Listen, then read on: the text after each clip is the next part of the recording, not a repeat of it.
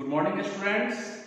I will teach you the topic latent heat of chapter matter in our surroundings. Latent heat means hidden heat. Hidden means छिपा हुआ या उसको हम लोग गुप्त उष्मा भी कहते हैं. During the change of states of matter such as solid into liquid state, liquid into gaseous state, the temperature remains constant. एक एक्सपेरिमेंट के द्वारा इसको हम लोग समझते हैं कि कैसे टेम्परेचर राइज नहीं करता है. जैसे सपोज कीजिए कि 1 kg आइस हम लोग लिया एक बीकर में, और उस बीकर में एक क्लिनिकल थर्मामीटर भी हम लोग रख देते हैं, और उस बीकर को हम लोग स्पिरिट लैंप के माध्यम से उसको हीट करेंगे. हीट करने के दौरान हम देखते हैं कि 0 डिग्री सेल्सियस, जो कि थर्मामीटर उसमें रखा हुआ है जो टेम्परेचर दिखाएगा, तो 0 डिग्री सेल्सियस 0 डिग्री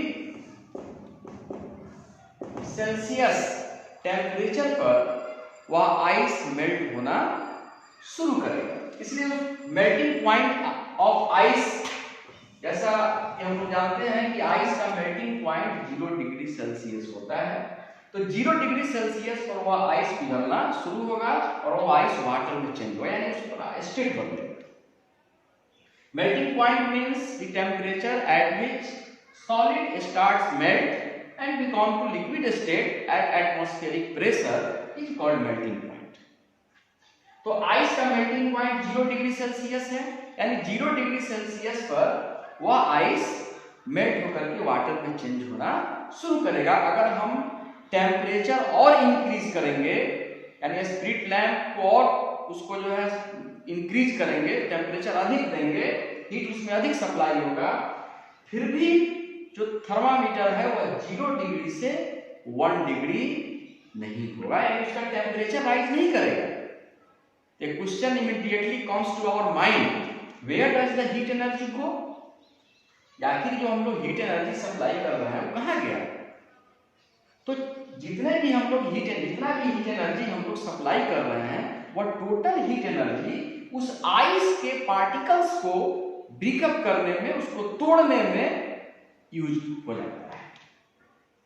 और अधिक हम हीट सप्लाई किए तो वह आइस जो है तुरंत वाटर में चेंज हो जाएगा, स्टेट तुरंत बदलेगा, टेम्परेचर राइज नहीं होगा, 0 से 1 नहीं होगा, तुरंत उसका स्टेट बदलेगा. एक और चीज हमने देखा कि 0 डिग्री सेल्सियस टेम्परेचर पर अगर पूछा जाए कि वाटर का physical state 0 degree Celsius temperature पर क्या होगा, एक चीज और भी जानिए आप लोग कि 0 डिग्री सेल्सियस पर आइस भी रहता है और वाटर भी रहता है, यानी आइस से वाटर बदलने में टाइम लगेगा. इसलिए फिजिकल स्टेट, एक और चीज है इसमें कि फिजिकल स्टेट ऑफ वाटर का physical state at 0 degree Celsius, तो हम कहेंगे कि ice at well at water. 0 degree Celsius पर आइस स्टेट में भी रहता है और वाटर में. Ice means solid state, water means liquid state.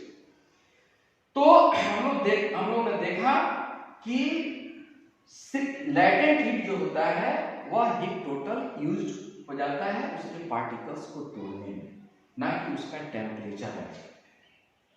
तो आइस का मेल्टिंग पॉइंट 0 डिग्री सेल्सियस ही दिखाएगा, उससे इंक्रीज नहीं करेगा. तो latent heat means the amount of heat energy required to change the state of matter. Matter के स्टेट बदलने में जितना एनर्जी हम लोग खर्च करते हैं, जितना एनर्जी हम लोग देते हैं, वही उसका लैटेंट हीट. तो लैटेंट हीट का भी टाइप्स है. There are 2 types of latent heat. Number 1, latent heat of fusion.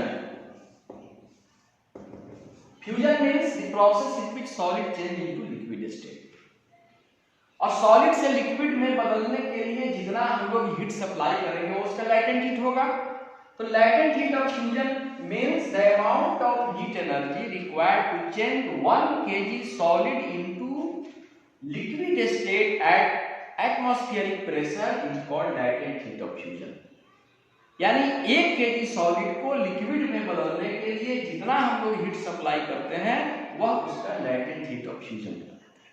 Suppose 1 kg अगर हम आइस लेंगे और इसको चेंज करना है वाटर में, तो हमने देखा कि latent heat of fusion of ice का वैल्यू आया 3.345 into 10 का पावर 5 जूल पर केजी, क्योंकि हीट का यूनिट जूल होता है।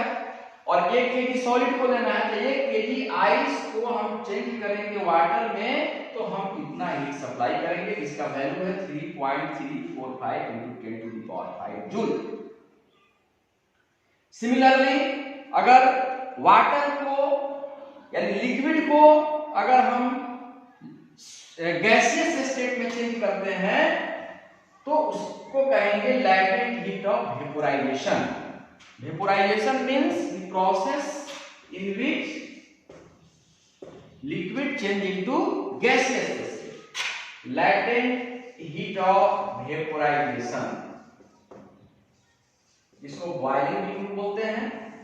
इसमें होगा कि वाटर, जैसे वाटर के स्टेट के बारे में हम पढ़ रहे हैं, अगर वाटर है लिक्विड स्टेट में, अगर उसको हम लोग चेंज करेंगे वाटर वेपर में यानी गैसियस स्टेट में, तो हम कितना हीट सप्लाई करेंगे। अगर 1 kg वाटर को वाटर वेपर में चेंज करना है तो हम कितना उसमें हीट एनर्जी सप्लाई करेंगे, तो उसका लैटेंट हीट होगा latent heat of vaporization of water is 22.5 into 10 का पावर 5 जूल पर kg. Latent heat of vaporization means, अब समझ में बात आ गई, the amount of heat energy required to change 1 kg liquid into gaseous state at atmospheric pressure is called latent heat of vaporization. यानी 1 kg liquid को vapour में बदलने के लिए जितना हम हीट सप्लाई करते हैं वो उसका लैटेंट हीट ऑफ वेपोराइजेशन कहलाता है। सपोज 1 kg वाटर अगर हम लेते हैं और उसको वाटर वेपर में चेंज करना है, तो हम 22.5 into 10 to the power 5 joule heat अगर उसमें सप्लाई करेंगे तो वह टोटल वाटर वेपर में चेंज हो जाएगा। वाटर में भी वैसे ही हम देख सकते हैं कि एक बीकर में वाटर लेकर के हीट करेंगे और उसमें भी थर्मामीटर डाल करके हम देखेंगे तो 100 डिग्री सेल्सियस पर, क्योंकि वाटर का बॉइलिंग पॉइंट ऑफ वाटर का बॉइलिंग पॉइंट 100 डिग्री सेल्सियस होता है, हम लोग पहले से पढ़े हुए हैं। 100 डिग्री सेल्सियस पर वाटर, जैसे ही 100 डिग्री सेल्सियस दिखाएगा थर्मामीटर, वो वाटर बॉयल होना शुरू होगा। अगर उसमें हीट अधिक सप्लाई करें फिर भी वह 100 से 101 नहीं होगा। अगर उसमें अधिक हीट सप्लाई करेंगे तो वह रैपिडली माने तेजी से वह वाटर वेपर में चेंज हो जाएगा, ना कि उसका टेम्परेचर राइज होगा। जितने भी अधिक हम हीट सप्लाई करेंगे उतना ही उस वाटर के पार्टिकल्स को ब्रेक करके और उसके स्टेट को यानी वाटर वेपर में चेंज कर देगा। तो इस चीज से तो हम लोग समझ में बिल्कुल आ गया कि लैटेंट हीट से टेम्परेचर राइज नहीं करता है, सिर्फ स्टेट बदलता है।